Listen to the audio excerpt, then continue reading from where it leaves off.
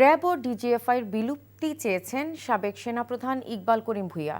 গুমের মামলায় সাবেক সেনা কর্মকর্তা জিয়াউল আহসানের বিরুদ্ধে সাক্ষ্যের জবানবন্দিতে এসব কথা বলেন তিনি। দ্বিতীয় দিনের সাক্ষ্য শেষে জেরার জন্য 18 ফেব্রুয়ারি পরবর্তী দিন ধার্য করা হয়েছে।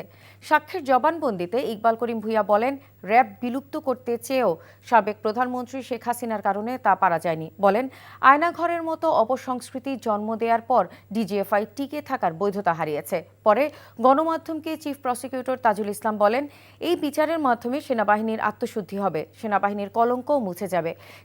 ডিজিএফআই এবং র্যাবের দায় সেনাপ্রধানের উপরে আসে না এবং সেনাবাহিনী থেকেও তাদের কোনো নির্দেশনা দেওয়া হয় না বলেও জানান তাজুল ইসলাম। সরকার পরিবর্তনের সঙ্গে ট্রাইব্যুনালের বিচার বন্ধের কোনো সম্পর্ক নেই বলেও জানান চিফ প্রসিকিউটর।